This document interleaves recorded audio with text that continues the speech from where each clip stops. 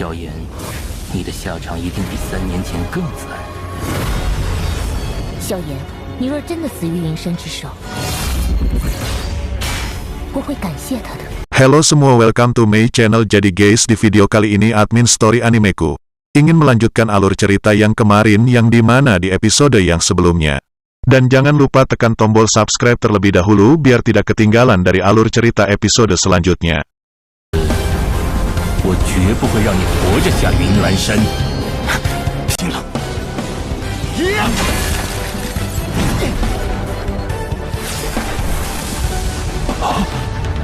3年前的恩怨，便在今日了结吧。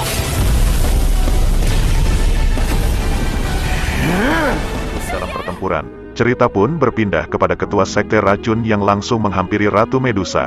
Ketua sekte racun mengatakan kepada janda Medusa agar segera menyerah. Dengan kamu menyerah, maka aku akan memberikan tempat kepada ras ular. Medusa pun dengan tatapan sinis dia mengatakan, dasar bocah epik, apakah kamu yakin mampu mengalahkanku? Sang Matik Glory tiada tanding. Kemudian si Oyan yang masih berada di situ dia pun langsung bertanya kepada wanita yang memakai jubah tersebut, apakah kamu ketua dari sekte racun? Kemudian ketua sekte racun pun balik bertanya, memang siapakah kamu? Si Oyan menjawab bahwa dirinya adalah si Oyan, pemimpin dari praktisi Yan Alliance. Tiba-tiba ketua sekte racun pun yang mendengar hal tersebut dia pun tercengang. Dia pun teringat tentang masa lalunya, yang pada akhirnya dia pun meminta si Oyan untuk menyerah. Namun tentu saja si Oyan tidak akan menyerah sampai kapanpun.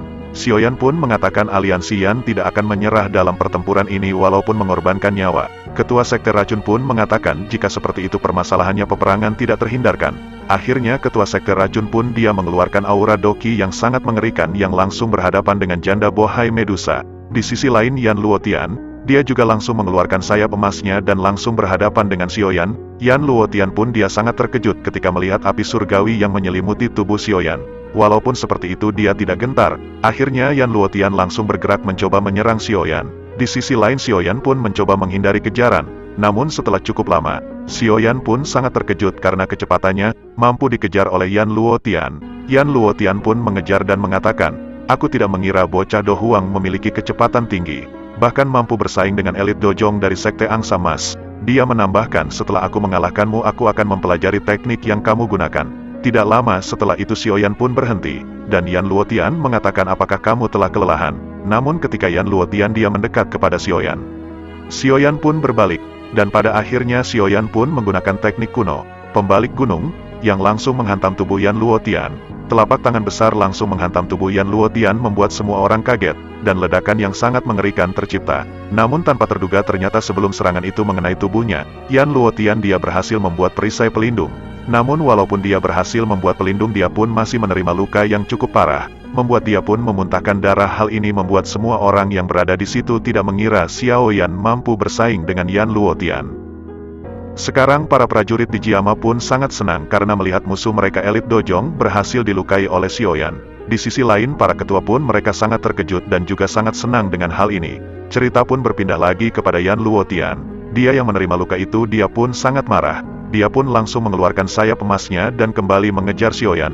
Di sisi lain si Oyan pun mencoba menghindar karena dia tahu Yan Luotian sekarang benar-benar murka. Di sisi lain si Oyan yang telah mengeluarkan doki yang cukup banyak akibat teknik kuno pembalik gunung, membuat kecepatan si Oyan pun menurun, yang akhirnya si Oyan pun berhasil dikejar oleh Yan Luotian dan berhasil diserang, yang membuat si Oyan pun terpental dan memuntahkan darah.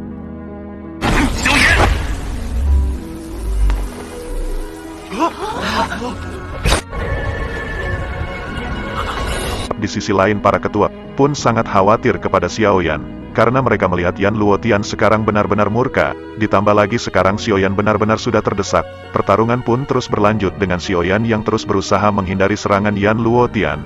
Di sisi lain Xiao Ding pun berbicara kepada Hai Bodong, untuk bersiap menyelamatkan Xiao Yan, jika keadaan ini tidak membaik. Sekarang para ketua pun sangat khawatir karena melihat Xiao Yan selalu ditekan oleh Yan Luotian dari sekte Angsa Mas ini. Sekarang Hai Bodong yang melihat ini dia pun langsung mengeluarkan sayap esnya. Sekarang Hai Bodong pun telah bersiap untuk membantu Xiao Yan jika keadaan ini terus memburuk. Pertarungan semakin sengit antara Xiao Yan melawan Yan Laotian yang pada akhirnya Xiao Yan telah benar-benar terdesak, dan hampir saja kepala Xiao Yan dipegang oleh Yan Lotian. Xiao Yan pun ternyata dia membuat Angry Buddha Lotus Flame dengan gabungan 3 api surgawi. Yah benar guys, Xiao Yan untuk pertama kalinya menggabungkan 3 api surgawi untuk membuat Angry Buddha Lotus Flame. Di sisi lain Hai Bodong yang melihat hal itu dia pun segera menjauh dengan para ketua. Dia tahu itu adalah teknik mematikan yang Xiaoyan buat. Cerita pun berpindah kepada Xiaoyan yang langsung melemparkan Angry Buddha Lotus Flame itu kepada Yan Luotian. Setelah Xiaoyan melemparkan Angry Buddha Lotus, Xiaoyan pun benar-benar telah kehilangan banyak doki. Dia pun terlempar ke bawah. Sementara itu serangan Angry Buddha Lotus Flame terus melesat kepada Yan Laotian. Akhirnya ledakan yang sangat mengerikan pun terjadi. Energi yang sangat besar menyebar ke seluruh area pertempuran.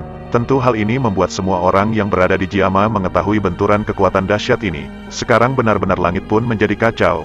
Akibat serangan mematikan ini,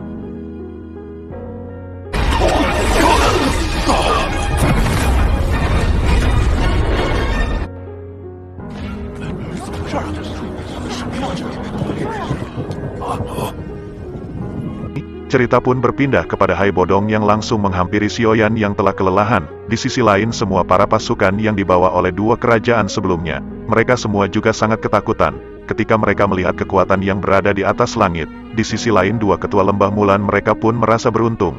Di saat pertarungan sebelumnya Xiaoyan tidak digunakan kepadanya, karena mereka yakin jika teknik itu digunakan kepada mereka pasti akan mati. Melihat kekuatan yang sangat mengerikan di atas mereka, mereka yakin dengan teknik gabungan mereka tak akan mampu untuk menahan serangan itu. Cerita pun berpindah kepada Hai Bodong yang menanyakan keadaan Xiaoyan. Xiaoyan, apakah kamu baik-baik saja? Xiaoyan pun mengatakan, aku baik-baik saja. Namun aku sedikit kelelahan, pasti lelah ini akan hilang ketika aku telah menghisap rokok Magnum. Jadi untuk kalian lebih baik menggunakan rokok Magnum karena lebih sehat dan dapat memulihkan doki. Akibat 3 gabungan api surgawi ini membuat doki Xiaoyan telah terserap habis. Hai Bodong pun melihat kekuatan dahsyat itu masih menggumpal di atas langit. Dan Hai Bodong dia pun bertanya kepada Xiaoyan, apakah orang itu akan mati setelah terkena teknik itu? Xiaoyan pun menjawab walaupun teknik Angry Buddha Lotus dari gabungan 3 api surgawi ini sangat kuat, sepertinya dia tidak akan mati. Namun akibat serangan itu aku yakin dia menerima luka yang sangat fatal. Bahkan dia pun akan masuk UGD. Kemudian Xiaoyan dan Hai Bodong pun melihat kepada gumpalan kekuatan dahsyat itu. Terlihat ada seseorang yang telah sekarat, yang tidak lain itu Yan Luotian. Dia benar-benar telah kacau dengan memuntahkan darah. Melihat hal ini semua para prajurit dari Jiama pun sangat senang. Karena mereka melihat bagaimana Xiaoyan telah berhasil mengalahkan elit Dojong dari 3 kerajaan yang telah menyerang. Pasti setelah pertempuran besar ini nama Xiaoyan Sang Metik Glory akan terkenal dan masuk TV One dan Metro TV. Pasti nama Xiaoyan akan terkenal juga di barat laut. Setelah Xiaoyan terkenal mungkin ini akan mempermudah penjualan rokok Magnum. Ini hal yang sangat mengerikan. Seorang anak muda berusia 20 tahun yang berada di tingkat Do Huang berhasil mengalahkan 2 elit Dojong dalam satu waktu. Tentu saja ini adalah sejarah di Jiama. Dengan hal ini keberadaan Jiama pasti akan diperhitungkan oleh orang-orang di barat laut. Cerita pun berpindah kepada Yan Laotian yang telah sekarat. Ia pun memilih mundur karena dia tahu dia tak akan mungkin berhadapan lagi dengan Xiaoyan. Kemudian cerita pun berpindah kepada Medusa melawan ketua sekte racun, yang ternyata mereka masih terus bertarung sengit. Mereka saling baku hantam, dan juga saling membalas WhatsApp tiada akhir. Kemudian Xiaoyan pun terbang ke atas langit dan mengatakan kepada ketua sekte Radan, bahwa dia telah mengalahkan ketua Yan Laotian. Aku Sang Matik Glory telah mengalahkan 2 Dojong. Lebih baik kamu menyerah. Namun perkataan Xiaoyan tidak didengar oleh ketua sekte racun, yang masih saling menjambak rambut satu sama lain dengan Ratu Medusa. Kemudian Xiaoyan pun berteriak lagi yang membuat ketua sekte racun pun menoleh. Di saat ketua sekte racun menoleh, Medusa pun memanfaatkan kesempatan ini dan langsung menyerangnya, yang membuat ketua sekte racun pun harus terpental. Kemudian Xiaoyan pun mengatakan untuk segera menyerah dan pergi dari Jiama. Namun ketika Xiaoyan melihat mendekat ketua sekte racun, penutup muka yang dipakai oleh ketua sekte racun pun terbuka, dan Xiaoyan sangat terkejut. Ternyata ketua sekte racun adalah teman Xiaoyan dahulu, yaitu Dokter Peri Kecil, yang membuat Xiaoyan pun tercengang. Dia tidak menyangka ternyata ketua sekte racun itu adalah temannya.